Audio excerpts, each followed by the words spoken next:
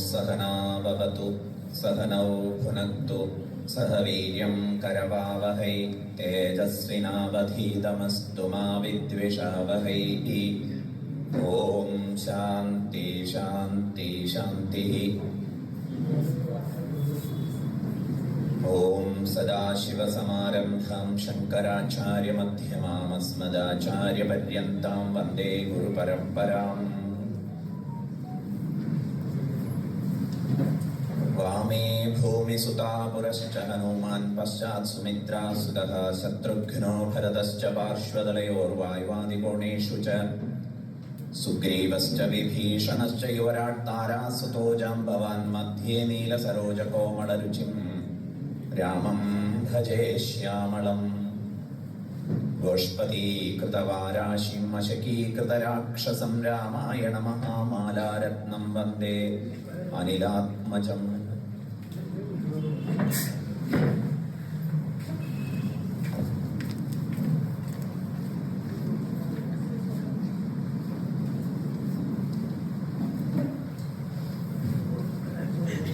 ഹരി ഓം. രാമായണ മാസ ആചരണത്തോട് അനുബന്ധമായി ഇന്ന് യുവജന സമാഗമം ഒരുക്കിയിരിക്കുകയാണ് ക്ഷേത്ര സംരക്ഷണ സമിതി. ക്ഷേത്ര ശബ്ദം കൊണ്ട് തന്നെ ത്രാണനത്തിൽ നിന്ന് രക്ഷിക്കുന്നത്, ക്ഷതങ്ങളിൽ നിന്ന് ത്രാണനം ചെയ്യുന്നത് എന്ന അർത്ഥകൽപ്പനയുണ്ടാവുന്നു. ക്ഷതം എന്ന് പറഞ്ഞാൽ പല പ്രകാരത്തിലുള്ള മുറിവുകൾ, ക്ഷീണം, അങ്ങനെ ഉണ്ടാകുന്ന ദുരവസ്ഥകളിൽ നിന്ന് ത്രാണനം ചെയ്യാൻ, രക്ഷിക്കാനാണ് ക്ഷേത്ര സംവിധാനം ഏർപ്പെടുത്തപ്പെട്ടിരിക്കുന്നത്. ഇതിലൊരു തമാശ എന്താന്ന് വെച്ചാൽ, ക്ഷേത്രങ്ങളെ രക്ഷിക്കാൻ വേണ്ടി ക്ഷേത്ര സംരക്ഷണ സമിതി ഉണ്ടായിരിക്കുന്നു എന്നുള്ളതാണ്. ക്ഷേത്രങ്ങളെ രക്ഷ ചെയ്യാനുള്ളതാണ്. പക്ഷെ ആ ക്ഷേത്രങ്ങൾ ആക്രമിക്കപ്പെടുന്നു. ക്ഷേത്ര സംരക്ഷണ സമിതിയുടെ രൂപീകരണവുമായി ബന്ധപ്പെട്ട കാര്യങ്ങൾ ഇവിടെ ചൂണ്ടിക്കാണിക്കുകയുണ്ടായല്ലോ. ക്ഷേത്രങ്ങൾ ആക്രമിക്കപ്പെടുന്ന സമയത്ത് ക്ഷേത്രം സംരക്ഷിക്കണമെന്ന് വന്നു. അങ്ങനെ ക്ഷേത്ര സംരക്ഷണ സമിതി രൂപീകരിക്കപ്പെട്ടിരിക്കുന്നു. ആ ക്ഷേത്ര സംരക്ഷണ സമിതിയുടെ രൂപീകരണത്തെ ഒരു അവതാരം എന്ന് പരിഗണിക്കുകയാണെങ്കിൽ, അവതാരം എന്ന് പറയുന്നത് വ്യക്തി ഭാവത്തിൽ മാത്രമല്ല സംഭവിക്കുക, സംഘടനയുടെ ഭാവത്തിലും സംഭവിക്കും. അങ്ങനെ ഉണ്ടായ ഒരു അവതാരമാണ് ക്ഷേത്ര സംരക്ഷണ സമിതി എന്ന് ചിന്തിക്കുകയാണെങ്കിൽ, അവതാര ദൗത്യങ്ങൾ എന്തൊക്കെയാണ്? ഭഗവാൻ ഗീതയിൽ സ്വന്തം അവതാരത്തിന്റെ ദൗത്യങ്ങളെ കുറിച്ച് പറയുന്നുണ്ട്. അത് പരിത്രാണായ സാധൂനാം വിനാശായ ച ദുഷ്കൃതാം ധർമ്മ സംസ്ഥാപനാർത്ഥം. അവതാരത്തിന് 3 ധർമ്മമാണ്. സജ്ജനങ്ങളെ രക്ഷിക്കുക, പരിത്രാണായ സാധൂനാം, വിനാശായ ച ദുഷ്കൃതം, ദുഷ്കൃതാം വിനാശായ, ദുഷ്കൃതം ദുഷ്കർമ്മങ്ങൾ ചെയ്യുന്ന ദുഷ്ടപ്രഭൃതികളെ, രാവണ, കംസ, ദുര്യോധന പ്രഭൃതികളെ. ഈ ലിസ്റ്റ് ഇന്നത്തെ കാലത്തിനനുസരിച്ച് നിങ്ങൾക്ക് മോഡിഫൈ ചെയ്യാവുന്നതാണ്. അങ്ങനെയുള്ള ദുഷ്ടപ്രഭൃതികളെയൊക്കെ വിനാശായ, നശിപ്പിക്കുന്നതിനായിക്കൊണ്ട്, പിന്നെയോ ധർമ്മത്തെ സംസ്ഥാപനം ചെയ്യാനായിക്കൊണ്ട്, ധർമ്മത്തെ പുനഃസ്ഥാപിക്കാൻ. ഈ 3 കാര്യങ്ങളാണ് അവതാര ധർമ്മം, അവതാര ഉദ്ദേശം. ക്ഷേത്ര സംരക്ഷണ സമിതിക്കും ഈ 3 കാര്യങ്ങളും നിർവഹിക്കാൻ സാധിക്കും. കാരണം അത് സംസ്ഥാപനം ചെയ്തത് അത്തരത്തിലുള്ള അവതാര മഹാത്മാക്കൾ തന്നെയാണ്. ശ്രീ മാധവജിയെ പോലുള്ളവരുടെ ആഴമുള്ള അറിവും തപോനിഷ്ഠയും ദൂരക്കാഴ്ചയും ഒക്കെ തീർച്ചയായിട്ടും ഈ സമിതിക്ക് വേണ്ട ഒരു അടിത്തറ തന്നെ സമ്മാനിച്ചിരിക്കുന്നു. ധർമ്മനിർവഹണത്തിന്റെ ഭാഗമായിട്ട് ക്ഷേത്ര സംരക്ഷണ സമിതി നവതലം എന്ന ഒരു സങ്കല്പം ഇവിടെ അവതരിപ്പിച്ചതിൽ 9ാമത്തെ തലമായിട്ട് യുവജനങ്ങളെ പരിഗണിച്ചിരിക്കുകയാണ്. ഇത് ചെയ്തില്ലെങ്കിൽ ധർമ്മ സംസ്ഥാപനം നടക്കില്ല. സജ്ജനങ്ങളെയൊക്കെ രക്ഷിക്കുന്ന കാര്യം നടക്കുന്നുണ്ടാവും, ദുർജനങ്ങളെ ശിക്ഷിക്കുന്ന കാര്യവും പല പരിമിതികളുണ്ടെങ്കിലും നിർവഹിതമാവുന്നുണ്ടാവും. പക്ഷേ ധർമ്മ സംസ്ഥാപനം അതെങ്ങനെ സാധിക്കും? അത് ധാർമ്മിക ആശയങ്ങളുടെ പ്രചാരണത്തിലൂടെയാണ് സാധിക്കുക. ആചാര്യ ഭഗവത് പാദർ ശങ്കരാചാര്യ സ്വാമികൾ ഭഗവത്ഗീതയുടെ ഭാഷ്യം, ഭഗവത്ഗീതയ്ക്ക് ആചാര്യസ്വാമികൾ എഴുതിയിട്ടുള്ള കമന്ററി, ഭാഷ്യം എന്നാണ് സംസ്കൃതത്തിൽ പറയുക. എല്ലാ കമന്ററിക്കും ഭാഷ്യം എന്നല്ല പറയുക, പ്രത്യേക പ്രകാരത്തിലുള്ള കമന്ററിയാണ്. അതിന്റെ വിശദാംശത്തിലേക്കൊന്നും പോകുന്നില്ല. ആ ഭാഷ്യത്തിന്റെ തുടക്കത്തിൽ ഇൻട്രൊഡക്ടറി നോട്ട്, ആമുഖം, സംസ്കൃതത്തിൽ ഉപോദ്ഘാതം എന്ന് പറയും. ഈ ഉപോദ്ഘാത ഭാഗത്ത് ആചാര്യസ്വാമികൾ ആരംഭിക്കുന്നത് ആദിനാരായണൻ ഈ പ്രപഞ്ചത്തെ സൃഷ്ടിച്ചു, എന്നിട്ട് നാരായണൻ ഇതിൻ്റെ സുസ്ഥിതിയെ സംബന്ധിച്ച് ചിന്തിച്ചു. സുസ്ഥിതിയെ സംബന്ധിച്ച് ചിന്തിച്ചപ്പോൾ ധർമ്മ ഉപദേശം കൊണ്ടാണ് ഇതിന്റെ സുസ്ഥിതി ഉറപ്പാക്കേണ്ടത്. ധർമ്മത്തെ അതുകൊണ്ട് നാരായണൻ 2 കൂട്ടർക്ക് ഉപദേശിച്ചു കൊടുത്തു. പ്രജാപതിമാർക്കും സനകാദി ഋഷീശ്വരന്മാർക്കും. പ്രജാപതിമാർ അവരുടെ മക്കൾക്ക് പറഞ്ഞു കൊടുക്കണം എന്നാണ് വ്യവസ്ഥ ചെയ്തത്. സനകാദി ഋഷീശ്വരന്മാർക്ക് കുട്ടികളില്ല, അവരവരുടെ ശിഷ്യ പ്രശിഷ്യ പരമ്പരയിലൂടെ പകരണം ഈ വിദ്യ എന്നാണ് ഭഗവാൻ നിശ്ചയിച്ചത്. ഇങ്ങനെ ആരംഭിച്ച പ്രക്രിയ ഇടക്കാലത്ത് വെച്ച് മുറിഞ്ഞു പോകുന്നുണ്ട്. അങ്ങനെ മുറിഞ്ഞ ഒരു ഘട്ടത്തിലാണ് ഭഗവാൻ ആദിനാരായണൻ വസുദേവ അംശജനായി ദേവകിയിൽ അവതരിച്ചു. ആ കാര്യമാണ് പറയുന്നത് ഗീതോപദേശത്തിന്റെ പശ്ചാത്തലമായിട്ട്. ഭഗവത്ഗീതയിൽ തന്നെ ഭഗവാൻ പറയുന്നു, ഈ സമ്പ്രദായത്തിന് ചിലപ്പോൾ ഗ്ലാനി ഉണ്ടാവും. അനുഷ്ഠാതൃണാം കാമോദ്ഭവാത്, അനുസരിച്ച് വരുന്നവർക്ക് മറ്റ് ഇൻട്രസ്റ്റ്, വേരിയസ് ഇൻട്രസ്റ്റ് വരുന്ന സമയത്ത് ധർമ്മത്തിന് ഗ്ലാനി ഉണ്ടാവും. അങ്ങനെ ധർമ്മത്തിന് മങ്ങലുണ്ടാവുന്ന സമയത്ത് അത് പുനഃസ്ഥാപിക്കുക എന്നുള്ളത് എൻ്റെ ഉത്തരവാദിത്വമാണ്. അതുകൊണ്ട് ഞാൻ അവതരിക്കും. ഇങ്ങനെയാണ് ഭഗവത് അവതാരത്തെ ഭഗവത് പാദർ ആചാര്യസ്വാമികൾ ഭഗവത്ഗീതയുടെ ഭാഷ്യത്തിൽ വ്യാഖ്യാനിച്ചിരിക്കുന്നത്. ആ ഒരു പശ്ചാത്തലം നമുക്ക് ഇന്നത്തെ പരിസരത്തിൽ പരിശോധിക്കേണ്ടതുണ്ട്. ഇന്നും പരമ്പരാഗതമായി പകർന്നു വന്ന ധർമ്മോപദേശത്തിന് ഗ്ലാനി ഉണ്ടായിരിക്കുന്നു. അങ്ങനെ ഒരു ഗ്ലാനി ഉണ്ടാവുന്ന സമയത്ത് എന്ത് സംഭവിക്കും? അവതാരം ഉണ്ടാവും. അപ്പൊ ക്ഷേത്ര സംരക്ഷണ സമിതി എന്നുള്ളത് യഥാ യഥാ ഹി ധർമ്മസ്യ ഗ്ലാനിർഭവതി ഭാരത അഭ്യുത്ഥാനം അധർമ്മസ്യ തദാത്മാനം സൃജാമ്യഹം എന്ന ഭഗവാന്റെ വാഗ്ദാന പ്രകാരം അവതരിക്കപ്പെട്ട ഒരു പ്രസ്ഥാനമാണ്. അതുകൊണ്ട് ഇതൊരു അവതാരമാണ്. ആ അവതാരം നിർബന്ധമായിട്ടും യുവജനങ്ങളെ ലക്ഷ്യമിടേണ്ടതുണ്ട്. കാരണം എന്താണ്? ഉപദേശ പാരമ്പര്യത്തിന് മങ്ങലേർപ്പെടുക, ഇതാണ് അവതാരം ഉണ്ടാവുന്നതിന് കാരണമായിട്ട് ചൂണ്ടിക്കാണിച്ചിട്ടുള്ളത്. അതിവിടെ വളരെ സങ്കീർണമായ രീതിയിൽ സംഭവിച്ചിരിക്കുന്നു. നമ്മുടെ മൂല്യങ്ങളൊക്കെ ദുരുപയോഗം ചെയ്യപ്പെടുന്നു, പലതും വിസ്മൃതമായി പോയിരിക്കുന്നു. ഇതൊക്കെ ആരാധ്യനായ അധ്യക്ഷൻ ഇവിടെ ചൂണ്ടിക്കാണിക്കട്ടെ.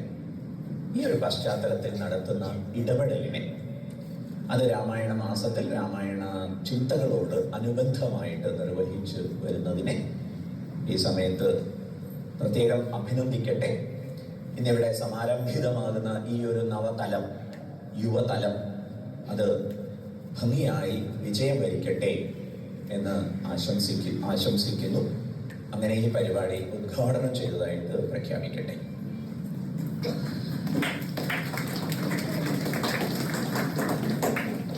വാൽമീകി മഹർഷി ഒരു അവതാര പുരുഷനാണെന്ന് പറയണം. കാരണം അദ്ദേഹം ധർമ്മ സംസ്ഥാപനത്തിനായിട്ട് ഒരു ചരിതം രചിക്കാമെന്ന് നിശ്ചയിച്ചു. ഈ ചരിത്ര രചനയ്ക്ക് പിറകിൽ വാസ്തവത്തിൽ ലോകകർത്താവിന്റെ പ്രേരണയുണ്ടായിരുന്നു. ആരാണ് ലോകകർത്താവ്? ഓ, ബ്രഹ്മാവ്. Very good. എത്ര മുഖമാണ്? ഓ, 4 മുഖം. കേട്ടില്ലേ? ഇന്ന് നമുക്ക് കുറെ മുഖങ്ങളൊക്കെ ഉണ്ട്, മുഖമൂടികളുണ്ട്. പലതരത്തിലുള്ള പ്രതിഭയെയാണ് മുഖങ്ങൾ എന്ന പ്രയോഗം കൊണ്ട് അർത്ഥമാക്കുന്നത്. ബഹുമുഖ പ്രതിഭ എന്നൊക്കെ പറയില്ലേ, ഏതാണ്ട് ആ രീതിയിൽ തന്നെയാണ് മനസ്സിലാക്കേണ്ടത്. സൃഷ്ടി നിർവഹിക്കണമെങ്കിൽ 4 മുഖങ്ങൾ തന്നെ വേണം എന്നുള്ളത്. വിശദാംശത്തിലേക്ക് ഇപ്പൊ പോകുന്നില്ല. അങ്ങനെ ഒരു ഗംഭീര സങ്കല്പം അവതരിപ്പിച്ചിരിക്കുന്നു. ഇരിക്കട്ടെ. ബ്രഹ്മാവാണ് വാൽമീകി മഹർഷിയിൽ ചരിത്ര രചനാ പ്രേരണ നൽകിയത്. നന്മുഖൻ. അത് ബ്രഹ്മാവ് തന്നെ വന്ന് പറയുമ്പോഴാണ് വാൽമീകി മഹർഷിക്ക് മനസ്സിലായത് കേട്ടോ. നമ്മളും അങ്ങനെ മനസ്സിലാക്കുന്നു. എപ്പോഴാണ് ബ്രഹ്മാവ് വന്ന് പറഞ്ഞത്? രാമായണ രചനയുമായി ബന്ധപ്പെട്ട ഒരു കാര്യം നിങ്ങളൊക്കെ മനസ്സിലാക്കിയിട്ടുണ്ടാവുമല്ലോ. വാൽമീകി മഹർഷിക്ക് സങ്കടം വന്നു, എന്നിട്ടൊരു ശ്ലോകത്തെ പാടി. ഈ കാര്യം എല്ലാവരും കേട്ടിട്ടുണ്ടോ? പറയൂ. കേട്ടിട്ടുണ്ട്? പറഞ്ഞോളൂ. എന്താ കേട്ടത്? ഏത് വിഷയത്തിലാണ് സങ്കടം ഉണ്ടായത് വാൽമീകി മഹർഷിക്ക്? വേഗം വേഗം. ഏത് വിഷയത്തിലാണ് സങ്കടം ഉണ്ടായത്? ഓ, പറഞ്ഞോളൂ, ധൈര്യമായിട്ട് പറഞ്ഞോളൂ. തെറ്റിയാലും സ്വാമിയെ തെറ്റോട്ടടിക്കാനൊന്നും അധികാരമില്ല. പറയൂ. ഏത് സന്ദർഭത്തിലാണ് വാൽമീകി മഹർഷിക്ക് സങ്കടം വന്നത്? ഓ, പറയാം. തെറ്റിക്കോട്ടെ. ഇതൊരു ഇന്ററാക്റ്റീവ് സെക്ഷൻ ആണ്. അതുകൊണ്ട് സ്വാമിജി ചോദിക്കുന്നതിൽ നിങ്ങൾക്ക് അറിയുന്ന ഉത്തരങ്ങൾ പറയൂ. തെറ്റിയാലും കുഴപ്പമില്ല. അപ്പോഴല്ലേ നമുക്ക് പഠിക്കാൻ പറ്റുള്ളൂ.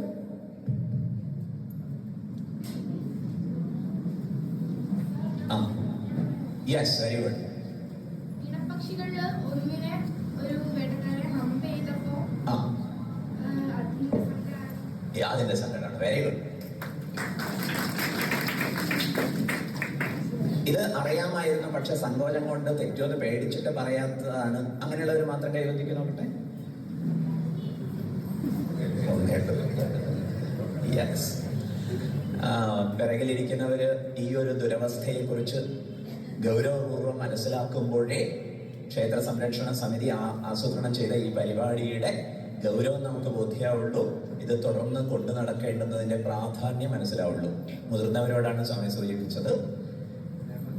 ഓ, പ്രജാപതിയുടെ വിച്ഛിദ്യം കേട്ടില്ലേ? പ്രജാപതിയിലൂടെ പുത്ര പ്രപുത്ര പാരമ്പര്യമായിട്ട് ഈ അറിവ് ഒഴുകി വരണം എന്നാണ് നിശ്ചയിക്കപ്പെട്ടത്. അതിന് മുറിവ് വന്നു. അത് പിറകിലിരിക്കുന്നവരൊക്കെ ഗൗരവമായിട്ട് എടുക്കണം. ക്ഷേത്ര സംരക്ഷണ സമിതിയോട് ഈ വിഷയത്തിൽ സഹകരിച്ച് നമ്മുടെ യുവതലമുറ ഈ കാര്യങ്ങളൊക്കെ മനസ്സിലാക്കി മതം മാറ്, മതത്തില് നിലക്കൊള്ള്, എന്ത് ചെയ്തോട്ടെ. മനസ്സിലാക്കാതെ അപകടം ഉണ്ടാകുന്നത് വലിയ വിപത്തായി പോകും. വലിയൊരു സമ്പത്തിനെയാണ് അവര് സ്വന്തമാണെന്ന് അറിയാതെ നിസ്സാരമാണെന്ന് കരുതിയിട്ട് ഇറങ്ങിപ്പോണത്. വലിയ സങ്കടം. ഇപ്പൊ 2 ഇണപക്ഷികളിൽ ഒന്നിനെ, ആൺപക്ഷിയെ വേടൻ എയ്തിട്ടു. പെൺപക്ഷി അത് കണ്ട് കരയുന്നത് കണ്ടിട്ടാണ് വാൽമീകി മഹർഷിക്ക് സങ്കടം വന്നത്. കേട്ടില്ലേ? എന്നിട്ട് വാൽമീകി മഹർഷി അറിയാതെ പാടിപ്പോയി. എന്താ പാടിയത്? എന്താ പാടിയത്? യെസ്, മാനിഷാദ പ്രതിഷ്ഠാത്വം അഗമശാശ്വതീ സമ യത്രൗഞ്ച മിഥുനാദേകം അവധി കാമമോഹിതം എന്ന് പാടി. കേട്ടില്ലേ? ഇത് രാമായണ രചനയുടെ ബീജശ്ലോകമാണ്. അത് ബീജശ്ലോകമാണ് എന്നുള്ള നിലയ്ക്ക് പല കാര്യങ്ങളും വ്യാഖ്യാനിക്കാനുണ്ട്, അതിലേക്ക് സ്വാമി കടക്കുന്നില്ല. തിരിച്ച് ഇത് സന്ദർഭം എപ്പോഴാണ്? വാൽമീകി മഹർഷിയും ശിഷ്യൻ ഭരദ്വാജനും കൂടി കുളിക്കാൻ പോയി തമസാ നദിയിൽ. അപ്പൊ വാൽമീകി മഹർഷി കുറച്ച് സൗന്ദര്യം കണ്ട് ആസ്വദിക്കട്ടെ എന്ന് വൽക്കലവും കാര്യങ്ങളൊക്കെ ഒരുക്കി വെക്കാൻ ശിഷ്യനോട് പറഞ്ഞിട്ട് അവിടെ ഇങ്ങനെ സഞ്ചരിക്കുകയായിരുന്നു. ആ സമയത്താണ് ഈ വേടൻ അമ്പ ചെയ്ത കാഴ്ച കണ്ടത്. എന്നിട്ട് വേടനോട് പറഞ്ഞത്, ഹേ നിഷാദ, താൻ എന്തൊരു വലിയ ദ്രോഹ ചെയ്തത്. തനിക്ക് സ്ഥിര നിലനിൽപ്പില്ലാതെ പോകട്ടെ. ഇതിനെ വലിയൊരു ശാപമായിട്ടൊന്നും കണക്കാക്കേണ്ട കാര്യമില്ല കേട്ടോ. സ്ഥിര നിലനിൽപ്പില്ലാതായി പോട്ടെ എന്നുള്ളത് നമ്മളെ സംബന്ധിച്ച് എല്ലാവരുടെയും കാര്യത്തിൽ അങ്ങനെ തന്നെയാണ്. പക്ഷെ താൻ എന്നാലും അത് ചെയ്യാൻ പാടില്ലായിരുന്നു എന്ന് സങ്കടം പോലെ പാടി. അത് കഴിഞ്ഞ് തിരിച്ച് ആശ്രമത്തിലെത്തുമ്പോൾ സാക്ഷാൽ ബ്രഹ്മാവ് അവിടെ വന്നിരിക്കുന്നു. ആരാ ബ്രഹ്മാവ്? ഓ, ലോകകർത്ത. ആരാ? ലോകകർത്ത. ലോകകർത്താവിനെ, ലോകത്തെ രക്ഷിക്കണം. കേട്ടില്ലേ? അതിനുവേണ്ടി ധർമ്മോപദേശം ഉണ്ടാവണം. ആ ധർമ്മോപദേശത്തിന് ഗ്ലാനി വന്നിരിക്കുന്നു. ആ സമയത്ത് വാൽമീകി എന്ന കവിയിലൂടെ, പണ്ഡിതനിലൂടെ രാമായണം രചിക്കപ്പെടട്ടെ എന്ന് ബ്രഹ്മാവ് ആഗ്രഹിച്ചു. മനസ്സിലായില്ലേ? അങ്ങനെയാണ് ഈ 4 വരി, 2 വരി 4 പാദം അങ്ങനെയുള്ള ഒരു ശ്ലോകത്തെ സംഭവിപ്പിച്ചത്. വാൽമീകി മഹർഷിക്ക് ബ്രഹ്മാവ് വന്നിരുന്നിട്ടും ഉപചാരങ്ങളൊക്കെ ചെയ്തിട്ടും ഒരു തൃപ്തി വരുന്നില്ല. കേട്ടില്ലേ? ഉള്ളിൽ ഈ ശ്ലോകം ഇങ്ങനെ അലയടിക്കുക. മാനിഷാദ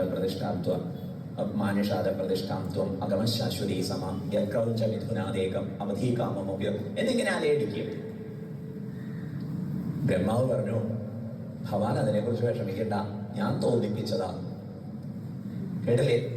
അതിനു മുമ്പ് വേറൊരു സംഭവം ഉണ്ടായിട്ടായിരുന്നു. എന്താ സംഭവം? ഈ വാൽമീകിയുടെ ആശ്രമത്തിൽ നാരദര് വന്ന് ചേർന്നിരുന്നു. അപ്പൊ നാരദരോട് വാൽമീകി മഹർഷി ചോദിച്ചു, ലോകത്തിൽ ഏറ്റവും ശ്രേഷ്ഠനായിട്ടുള്ള ആളാരാ?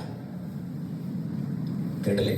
നല്ല പഠിപ്പുണ്ട്, നല്ല വിനയമുണ്ട്, നല്ല പ്രതിബദ്ധതയുണ്ട്, നല്ല സ്നേഹമുണ്ട്, സങ്കടപ്പെടുന്നവരോട് അനുകമ്പയുണ്ട്.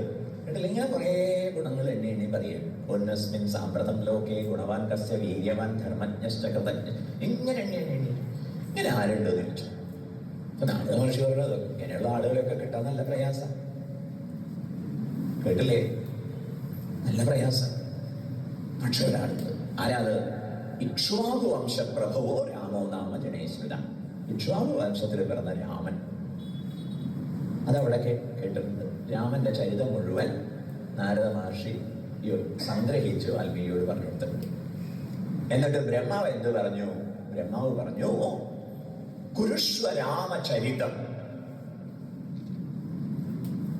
യഥാ നാരദാത് ശ്രുതം. ശ്രീ നാരദനിൽ നിന്ന് കേട്ട പ്രകാരം രാമചരിതത്തെ എഴുതും.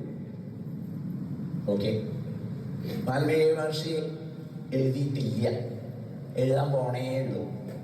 പക്ഷെ ബ്രഹ്മാവ് ഒരു കാര്യം പറഞ്ഞു. എന്താ പറഞ്ഞതെന്നറിയാമോ? നദികൾ ഊഴിയിൽ വാഴുവോളം കാലം, പർവ്വതങ്ങൾ ഈ ഊഴിയിൽ നിലനിൽക്കുന്നിടത്തോളം കാലം ഈ രാമകഥ പ്രചരിക്കും. കേട്ടില്ലേ? ഇന്നും മങ്ങിപ്പോയിട്ടില്ലേ? കേരളത്തിലെ രാമായണം മാസം ആഘോഷിക്കുന്നു. യുവജനങ്ങളെ വിളിച്ച് ക്ഷേത്ര സംരക്ഷണ സമിതി കോഴിക്കോട് പരിപാടി നടത്തും. ഈ പ്രകാരത്തിലൊക്കെ രാമായണം നിലനിൽക്കും.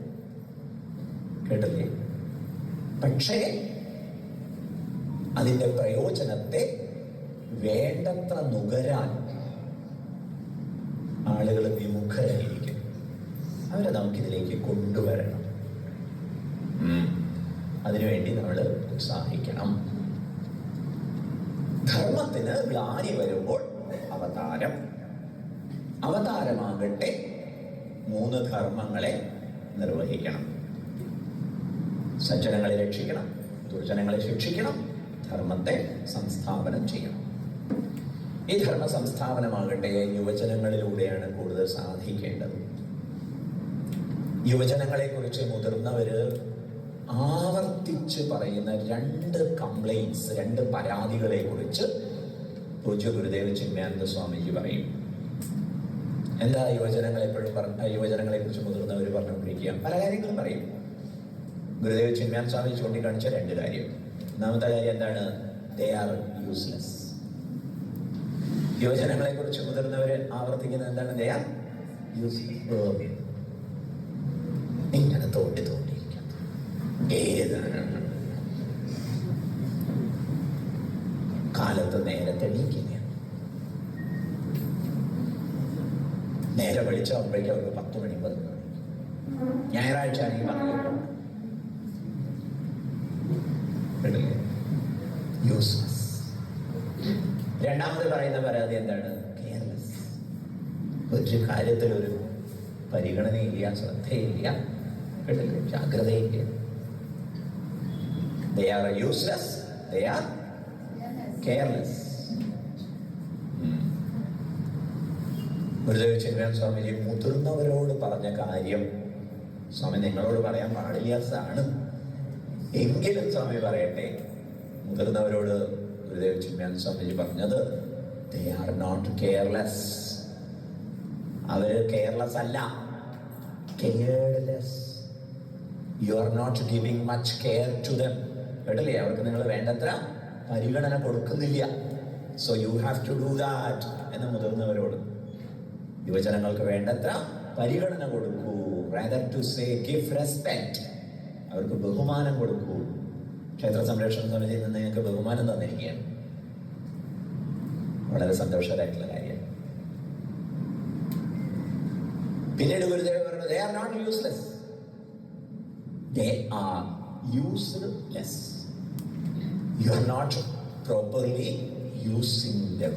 അവരെ വേണ്ട പ്രകാരത്തിൽ പ്രയോജനപ്പെടുത്താൻ നിങ്ങൾ സാധിക്കുന്നില്ല. ഇത് മുതിർന്നവരോട് ഗുരുദേവ് ചിന്മയാനന്ദ സ്വാമിജി പറഞ്ഞു. They are not useless, they are not careless. Instead they are useless and careless. Okay? സ്വാമി ഇത് നിങ്ങളോട് പറയട്ടെ, പ്രിയപ്പെട്ട കുട്ടികൾ. യുവജനങ്ങളോട്, വളർന്നു വരുന്ന കുട്ടികളോട് സ്വാമി പറയട്ടെ, please don't think that you are useless and careless. കേട്ടില്ലേ? ഗുരുദേവ് ചിന്മയാനന്ദ സ്വാമിജി മുതിർന്നവരോട് പറഞ്ഞത് സ്വാമി നിങ്ങളോട് പറയുമ്പോൾ നിങ്ങൾ നിങ്ങളെ കെയർ ചെയ്യണേ, നിങ്ങൾ നിങ്ങളെ വേണ്ടത്ര യൂസ് ചെയ്യണം. യൂസ് ചെയ്യണം എന്ന് പറഞ്ഞാൽ നിങ്ങൾ നിങ്ങളുടെ പൊട്ടൻഷ്യൽ അറിയണം. And you have to bring out the best out of you. മനസ്സിലാവില്ലേ? ഭാരതീയ സംസ്കൃതി എന്നും ഉദ്ബോധിപ്പിച്ചിട്ടുള്ളത് ഇൻസൈഡ് ഔട്ടിനെ കുറിച്ചാണ്. എന്താ പ്രയോഗം? ഇൻസൈഡ് ഔട്ട് എന്ന് പറഞ്ഞാൽ എന്താ അർത്ഥം? There is potential in you and you have to bring out. Clear? പാശ്ചാത്യ സാംസ്കാരിക സമീപനത്തിന്റെ വൈകല്യവും ന്യൂനതയും, അവരുടെ ഒരു ലിമിറ്റേഷനും അതുപോലെ നോട്ടക്കുറവും, അതെന്താണെന്നറിയാമോ? അവര് എല്ലാറ്റിനെയും വാരി വലിച്ച് അകത്താക്കാൻ തന്ത്രപ്പെടും. സ്വന്തമാക്കാനും ഭുജിക്കാനും അധികാരം സ്ഥാപിച്ചെടുക്കാനും തന്ത്രപ്പെടും. മനസ്സിലാവുന്നില്ലേ? അഗ്രൻഡൈസേഷൻ എന്ന് പറയും. അഗ്രൻഡൈസേഷൻ ഇത് ഭാരതത്തിന്റെ പ്രകൃതമായിരുന്നില്ല. ഇപ്പൊ ആയി തുടങ്ങിയിട്ടുണ്ട്. ഇപ്പൊ കേരള സംസ്ഥാനത്തെ കുറിച്ച് പറയുമ്പോൾ കൺസ്യൂമർ സ്റ്റേറ്റ് എന്നാ പറയുക. We just consume, rarely we produce. ഇപ്പൊ പ്രൊഡക്ഷൻ ലെവൽ വളരെ താഴ്ന്നു. കേട്ടില്ലേ? മാക്സിമം കൺസ്യൂം ചെയ്യും. ഗുരുദേവ് ചിന്മയാനന്ദ സ്വാമിജി പറയുക, എടുക്കുന്നതിലധികം കൊടുക്കണം, അനുഭവിക്കുന്നതിൽ കൂടുതൽ ഉത്പാദിപ്പിക്കണം. ഇത് ഭാരതത്തിന്റെ സ്വത്വമായിരുന്നു. നമ്മൾ അവകാശങ്ങൾ തന്നേ തീരും എന്ന് ബഹളം വെക്കുന്നതിന് പിറകിൽ പ്രതിബദ്ധതയോടെ വിത്ത് ഓൾ കമ്മിറ്റ്മെന്റ്സ് പ്രവർത്തിക്കുമായിരുന്നു. മനസ്സിലായില്ലേ? ആ സമയത്ത് അവകാശത്തിന് വേണ്ടി പ്രത്യേകിച്ച് ചോദിക്കേണ്ടി വരികയില്ല. ഈ ഒരു ആശയം നിങ്ങൾ നന്നായി മനസ്സിലാക്കണേ. കാരണം ഇതാണ് രാമതത്വം. എന്താണ് രാമതത്വം? രാമതത്വം എന്ന് പറഞ്ഞാൽ ആത്മാരാമത്വം. ആത്മാരാമത്വം എന്ന് പറഞ്ഞാൽ അവനവനോടുള്ള സ്നേഹം, അവനവനോടുള്ള ആദരവ്, അവനവനിലെ സാധ്യതയെക്കുറിച്ചുള്ള അവബോധം, ആ അവബോധത്തെ ആവിഷ്കരിക്കാനുള്ള നിത്യ നിരന്തര ഉത്സാഹം. ഓക്കെ, എന്താണ് രാമത്വം? ആത്മാരാമത്വം. ആത്മാരാമത്വം എന്ന് പറഞ്ഞാൽ you respect yourself, you love yourself, you know the potential which is bestowed in you. നിങ്ങളിൽ നിഹിതമായിട്ടുള്ള, നിക്ഷിപ്തമായിട്ടുള്ള സർഗസാധ്യതകളെ കുറിച്ച്, വേരിയസ് പവേഴ്സ്, വേരിയസ് ക്രിയേറ്റിവിറ്റി, കേട്ടില്ലേ, അതിനെക്കുറിച്ച് അറിയുന്നു. അങ്ങനെ നിങ്ങളുടെ ജീവിതത്തെ ഡിസൈൻ ചെയ്യും. എന്താണ് ജീവിതത്തെ ഈ ഒരു അവബോധത്തിന്റെ പശ്ചാത്തലത്തിൽ ഡിസൈൻ ചെയ്യുക എന്ന് പറഞ്ഞാൽ അർത്ഥം? അത് നിത്യ നിരന്തര ആവിഷ്കാര ഉത്സവം. A continuous process of performance, bringing out. മനസ്സിലായില്ലേ? അത് നമ്മൾ പുറത്തേക്ക് നോക്കി എല്ലാം സ്വന്തമാക്കാനുള്ള തത്രപ്പാടെല്ലാം ഉള്ളിലേക്ക് നോക്കി കൊടുക്കാനുള്ള തത്രപ്പാട്. മനസ്സിലാവുന്നില്ലേ? Inside out, bringing out the best. Did you get the point? ഇതാണ് രാമതത്വം. ഇത് നേരത്തെ പരമ്പരാഗതമായി വരുന്ന സമയത്ത് കുട്ടികൾ മനസ്സിലാക്കുമായിരുന്നു. ഇത് മനസ്സിലാക്കിയിട്ടാണ് കുട്ടികൾ ഉദ്യോഗസ്ഥരാവുന്നത്. ഇത് മനസ്സിലാക്കിയിട്ടാണ് കുട്ടികൾ കല്യാണം കഴിക്കുക. ഇത് മനസ്സിലാക്കിയിട്ടാണ് കുട്ടികൾ ഗൃഹസ്ഥാശ്രമത്തെ നിർവഹിക്കുക. ഏത്? രാമതത്വം. എന്താ രാമതത്വം? Reveling in yourself. നാം നമ്മിൽ തന്നെ അഭിരമിക്കുന്നു, നമ്മിൽ തന്നെ റെവൽ ചെയ്യും. ക്ലിയർ? ഇപ്പൊ നമുക്ക് നമ്മളെ കുറിച്ച് ആലോചിക്കുമ്പോൾ എന്താ തോന്നുക? ഞാനൊരു യൂസ്ലെസ്, ഞാനൊരു കെയർലെസ്. കേട്ടില്ലേ? And in order to get attention, മറ്റുള്ളവരുടെ ശ്രദ്ധ പിടിച്ചു പറ്റണമെങ്കിൽ ആകെയുള്ള വഴി എന്താണ്? എന്തെങ്കിലുമൊക്കെ കൊണ്ടാൻ വേണ്ടി തരം കാണിക്കുക. വീട്ടിലെ പ്രിൻസിപ്പളിനെ പോയി ചെയ്ത പറയുക, പ്രിൻസിപ്പളിനൊരു മോർച്ചറിയോ റീത്ത് വയ്ക്കുക. കേട്ടില്ലേ? അത് everybody looks at me, right? ഇങ്ങനെ ഒരു attention seeking. In order to give your best, you just want to attract others. മനസ്സിലാവുന്നില്ലേ? നമ്മളുടെ ഒരു കഴിവ് പ്രകാശിപ്പിക്കാൻ ഒരു അവസരം തേടി അതിനനുസരിച്ച് നമ്മെ ആസൂത്രണം ചെയ്യുന്നതിന് പകരം എല്ലാവരുടെയും ശ്രദ്ധ പിടിച്ചു പറ്റാൻ വേണ്ടി നശീകരണത്തിന്റെ മാർഗം.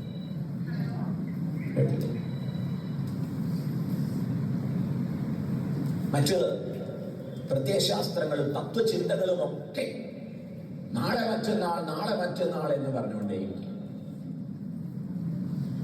പക്ഷെ ഭാരതം എന്നും പറഞ്ഞത് ഇന്ന്, ഇവിടെ, ഇപ്പോൾ എന്നാണ്. ഇന്ന്, ഇവിടെ, ഇപ്പോൾ. You are perfect, you are complete, so that you can bring out. മനസ്സിലാവുന്നുണ്ടോ പറയണത്? അതുകൊണ്ട് please respect your self, please love your self, just understand what you are. Clear? അങ്ങനെ നമ്മൾ നമ്മളെ അംഗീകരിക്കുകയും ആദരിക്കുകയും സ്നേഹിക്കുകയും മനസ്സിലാക്കുകയും ചെയ്യുന്ന സമയത്ത് നമുക്ക് നമ്മളെ ആവിഷ്കരിക്കാൻ സാധിക്കും. അങ്ങനെയുള്ള ആവിഷ്കാരത്തിന്റെ സമയത്ത് എല്ലാ ശ്രദ്ധയും പിടിച്ചു വെക്കാൻ കഴിയും. രാജു നാരായണ സ്വാമി എഴുതിയ എക്സാംസിലൊക്കെ 1 വിജയം നേടി, ഫസ്റ്റ് റാങ്ക് നേടി. പേപ്പറുകൾ എഴുതാൻ മാത്രമുള്ള ക്വാളിഫിക്കേഷൻസ് നേടി എന്ന് പറയുന്നത് ഒരു അത്ഭുതമല്ല. കേട്ടില്ലേ? നമുക്കൊക്കെ സാധിക്കുന്ന കാര്യം. പക്ഷെ അതിന് അടിസ്ഥാനപരമായിട്ട് എന്ത് വേണം? ഞാനൊരു യൂസ്ലെസ് ആണ്, ഞാനൊരു കെയർലെസ് ആണ് എന്നുള്ള ചിന്തയെ ജയിക്കണം. ഇന്ന് നമ്മെ ഭരിക്കുന്നത് ഈ ചിന്തയാണ്. അതുകൊണ്ട് we conclude,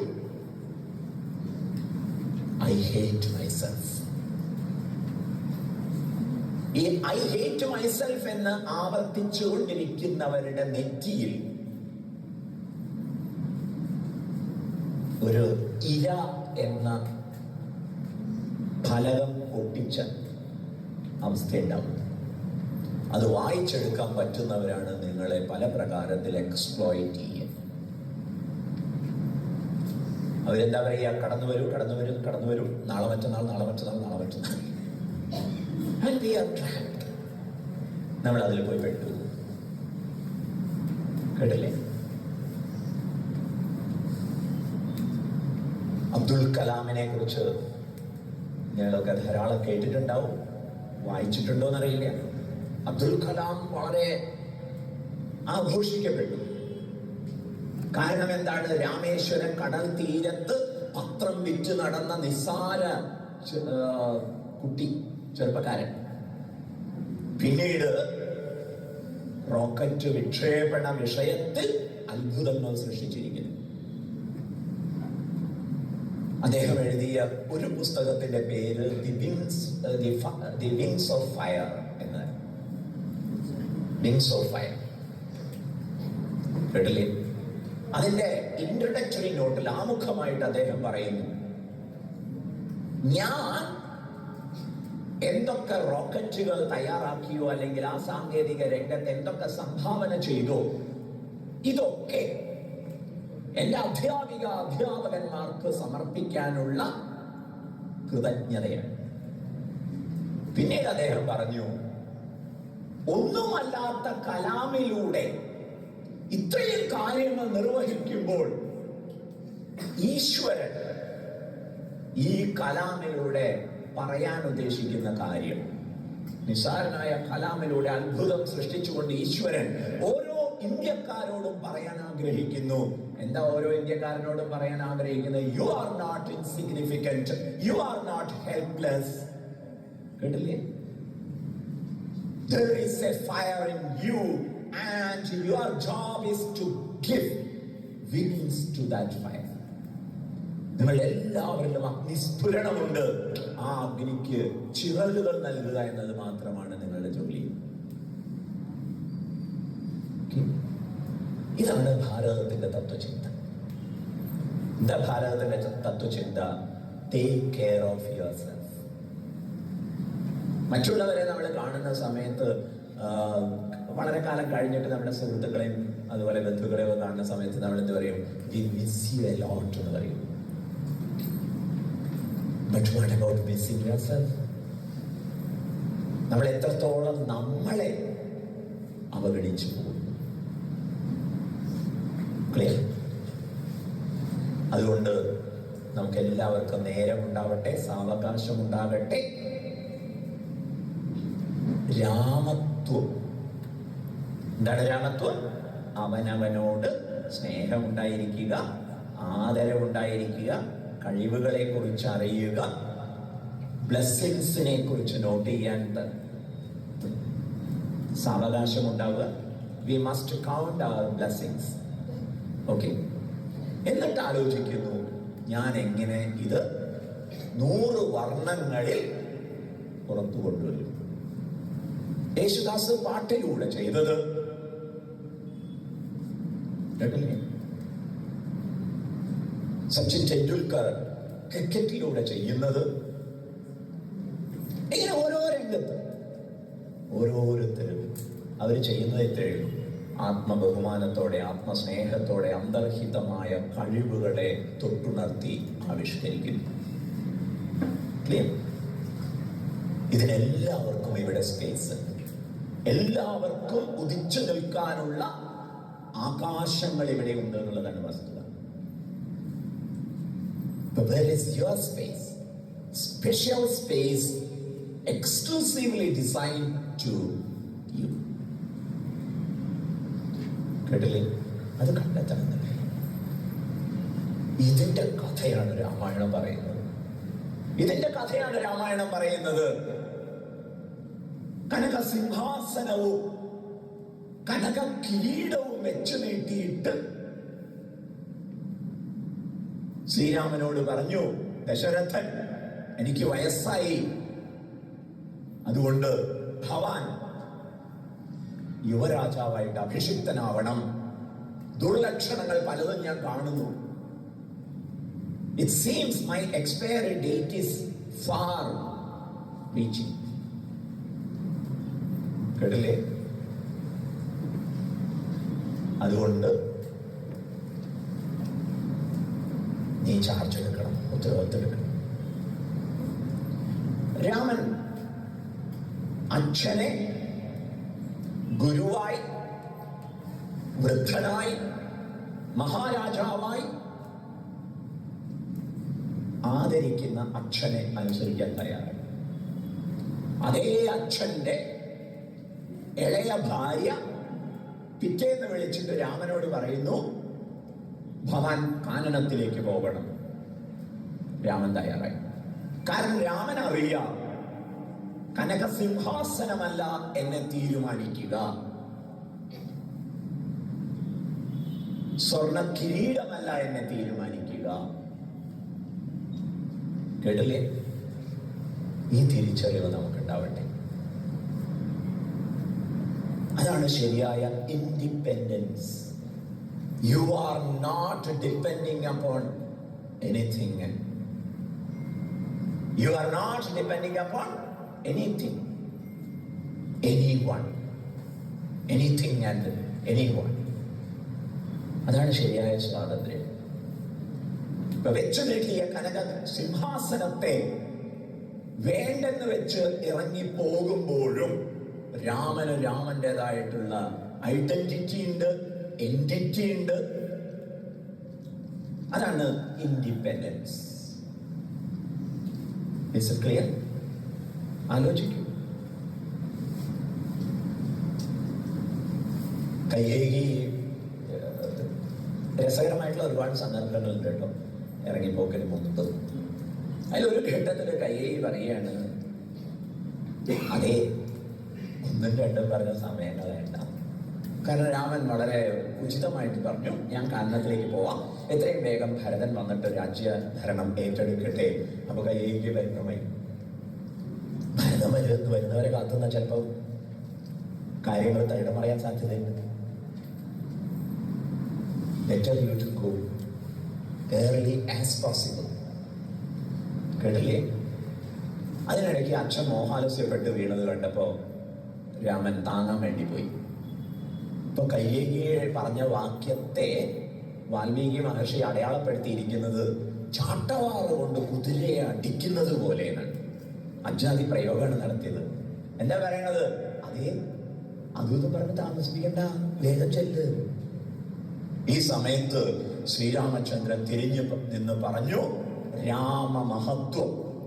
നമ്മളെല്ലാവരും രാമായണം വായിക്കുമ്പോൾ, രാമായണം ജീവിക്കാൻ ആഗ്രഹിക്കുമ്പോൾ ഈ രാമമഹത്വം, ആത്മാരാമത്വം, നാം നമ്മിൽ അഭിരമിക്കുമ്പോൾ, നാം നമ്മെ സ്നേഹിക്കുമ്പോൾ, നാം നമ്മെ അംഗീകരിക്കുമ്പോൾ, നാം നമ്മെ, നമ്മുടെ കഴിവുകളെ കുറിച്ച് അറിയുമ്പോൾ, നാം നമ്മെ ബഹുപ്രകാരം ആവിഷ്കരിക്കാൻ തയ്യാറാവുമ്പോൾ അതെല്ലാവർക്കും സന്തോഷമായിരിക്കും.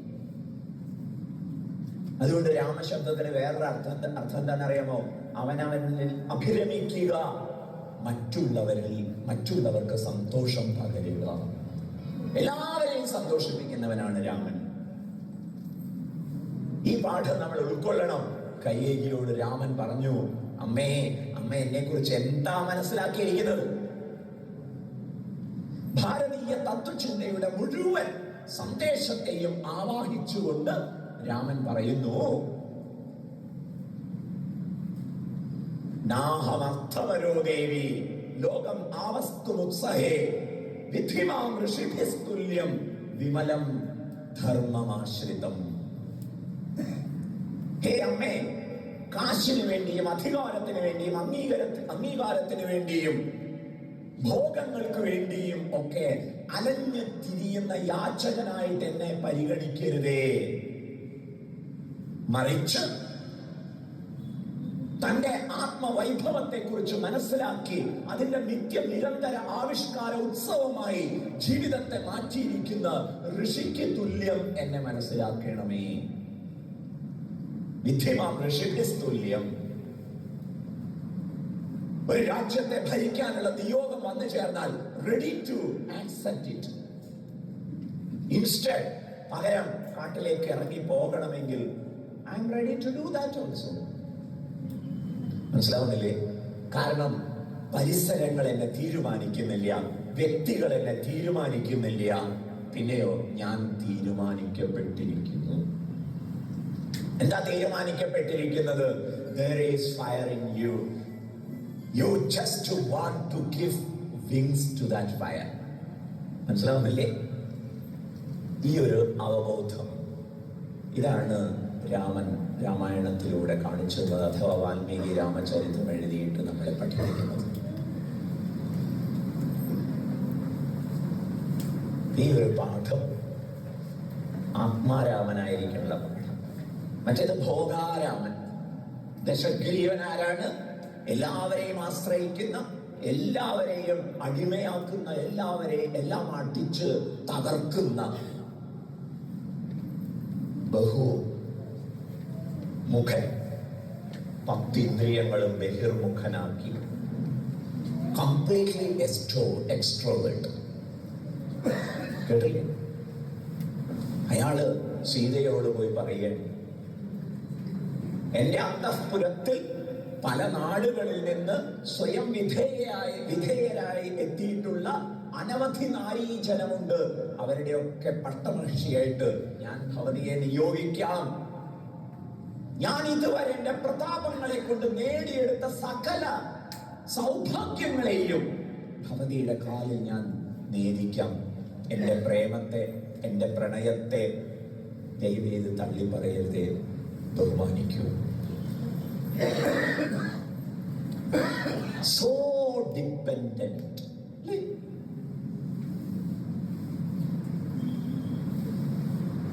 രാമരാവണ യുദ്ധമൊക്കെ ഈ തലത്തിൽ വേണം മനസ്സിലാക്കാൻ. ഏറെ പറയാൻ സ്വാമിക്ക് ആഗ്രഹമുണ്ട്, പക്ഷേ ഇപ്പൊ ഇവിടെ നിർത്തട്ടെ. കൂടുതൽ അന്വേഷണം ഈ വിഷയത്തിൽ നിങ്ങൾ നടത്തണമേ എന്ന അഭ്യർത്ഥനയോടെ. എന്താ അഭ്യർത്ഥന? രാമായണം പറഞ്ഞതും പറയാതെ പറഞ്ഞതുമായിട്ടുള്ള കാര്യങ്ങൾ അനവധിയുണ്ട്. ഒരിക്കലും നിങ്ങൾക്ക് നിരാശ തോന്നില്ല കുട്ടികളെ. ഈ രാമായണം അറിയാതെ ഹിന്ദുക്കൾ എന്ന് പറഞ്ഞാൽ ബഹുദൈവ വിശ്വാസികൾ, കല്ലിനെയും മണ്ണിനെയും പാമ്പിനെയും വൃക്ഷത്തെയും ആരാധിക്കുന്ന വിഡ്ഢികൾ,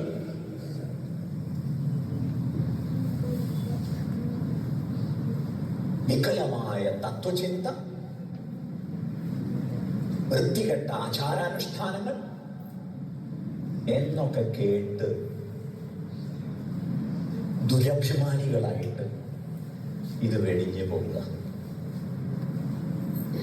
പലരും ഇത് അനുസരിക്കുന്നില്ല എന്ന് മാത്രമല്ല, വേറൊന്നും പഠിക്കുന്നുമില്ല, അന്വേഷിക്കുന്നുമില്ല, ഒരു കമ്പാരിറ്റീവ് സ്റ്റഡി ഇല്ല. ഇങ്ങനെ നമ്മുടെ സ്വത്തും അവഗണിക്കപ്പെട്ടു പോകുന്ന ദുരവസ്ഥയിൽ ധർമ്മ സംസ്ഥാപനം എന്നത് യുവജനങ്ങളെ ഈ വിഷയം ഉദ്ബോധിപ്പിക്കുന്നതിലൂടെ സാധിക്കും. ഈ പരിപാടി ഒരുക്കിയ ക്ഷേത്ര സംരക്ഷണ സമിതിയെ ഒരിക്കൽ കൂടി അഭിനന്ദിച്ചുകൊണ്ട് നിങ്ങളോട് റിക്വസ്റ്റ് ചെയ്യട്ടെ, please find out time to study such great noble scriptures. Okay.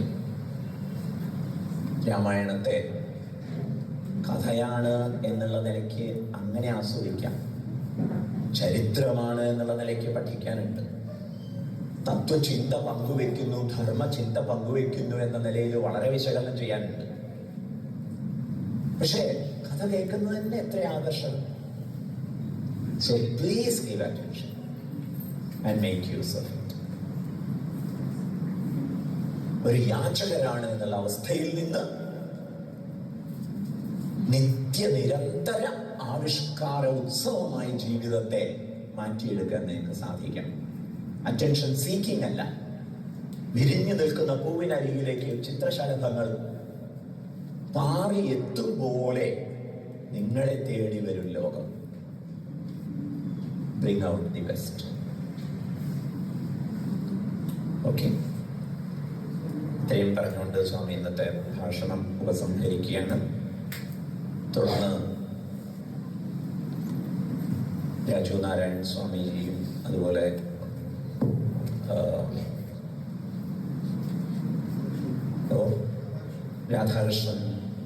രാധാകൃഷ്ണൻജിയും പ്രഗത്ഭരാണ്. അവരൊക്കെ കേൾക്കണം. നോട്ട് ചെയ്യാൻ തോന്നുന്ന കാര്യങ്ങൾ നോട്ട് ചെയ്യൂ. അഥവാ ഇന്ന് തിരിച്ചു പോയി കഴിഞ്ഞിട്ടൊരു 20 മിനിറ്റെങ്കിലും സ്വസ്ഥമായിട്ടിരുന്ന് കേട്ട കാര്യങ്ങളൊക്കെ കുറിച്ച് വയ്ക്കണം. കേട്ടില്ലേ? നിങ്ങൾ തീർച്ചയായിട്ടും ഇങ്ങനെയുള്ള പരിപാടികളിൽ പങ്കെടുക്കാൻ സമയം കണ്ടെത്തിയതുകൊണ്ട്, താല്പര്യം കണ്ടെത്തിയതുകൊണ്ട്, നിങ്ങളോട് നീതി പുലർത്തിയിരിക്കുന്നു. നിങ്ങൾ തീർച്ചയായിട്ടും വ്യത്യസ്തരാകും. Okay, so you are different and make difference. Hari.